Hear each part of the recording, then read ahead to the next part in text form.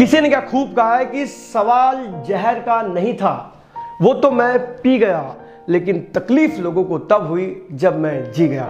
Hey guys, मैं हूं अंकित और फिर आज आपके सामने एक छोटी सी कहानी लेकर। कहानी छोटी लेकिन सीख बड़ी। ये कहानी एक सन्यासी की है।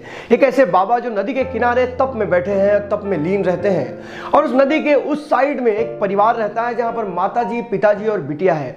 और वो परिवार हर दिन बाबा जी के लिए गाय का दूध भेजते हैं और बाबा जी उस दूध को पीकर ही अपने तपस्या में लीन रहते हैं। बाबा जी एक सिद्धि पे काम कर रहे हैं। वो सिद्धि ये है, उसको उन्हें पानी पर चलने की विद्या हासिल करनी है, इसलिए वो दिन रात तपस्या में लगे रहते हैं। एक बार बरसात का मौसम होता है। यहाँ पिताजी घर पर नहीं होते, इसलिए माता अपनी बिटिया से कहती है कि तुम्हें आज बाबा जी के लिए दूध लेकर जाना है। और जब वो दूध लेकर निकलते रहती है तो माता देखती है कि बारिश का मौसम हो रहा है और घनघोर बारिश होने वाली है। इसलिए माता अपनी बेटी से कहती है, आज तो तुम दूध लेकर चले जाओ और जाने के बाद बाबा जी से कहना कि अगर नदी उफान पर आ जाएंगी तो मैं कल आपके लिए दूध लेकर नहीं आ पाऊंगी। बिटिया दूध लेकर नदी को पार कर बाबा जी के पास पहुंचती है, बाबा जी को प्रणाम करती है और बाबा जी को दूध देती है। और उसके बाद कहती है कि बाबा जी, मैं कल आपके लिए दूध ना ला पाऊंगी क्योंकि बारिश का मौसम है और नदी में पानी होने के कारण मैं आप तक नहीं पहुंच पाऊंगी और पिताजी भी घर पर नहीं है। ये सुनने के बाद बाबा जी कहते हैं, तू क्यों परेशान होती है?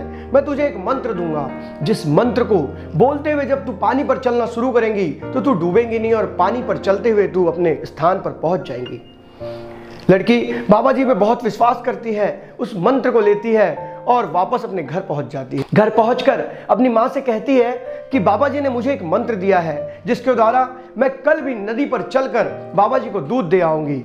माता को विश्वास नहीं होता, लेकिन माता, पिता और बेटियां उस बाबा जी की भक्त होती है तो माता को भी लगता है कि हो सकता है बाबा जी ने वो सिद्धि हासिल कर ली हो।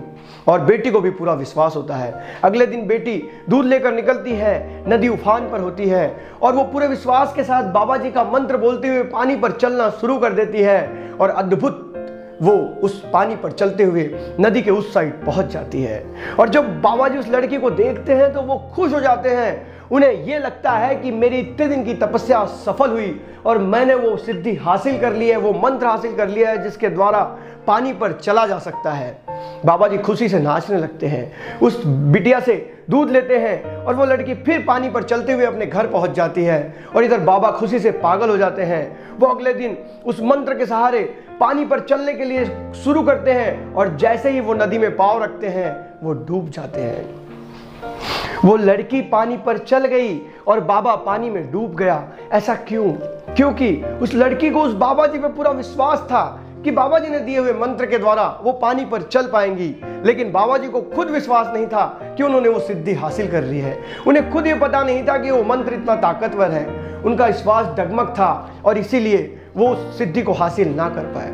दोस्तों, जिंदगी में विश्वास होना बहुत जरूरी होता है। हम किसी भी काम को जब करते हैं तो हमें अपने आप पे दृढ़ विश्वास होना चाहिए कि ये काम को हम कर लेंगे। अगर हमें दृढ़ विश्वास नहीं है तो हम उस काम में फेल हो जाते हैं। दोस्तों, राइट ब्रदर्स को पूरी तरीके से पता था कि विमान उड़ेगा और उन्होंने विमान को उड़ा दिया।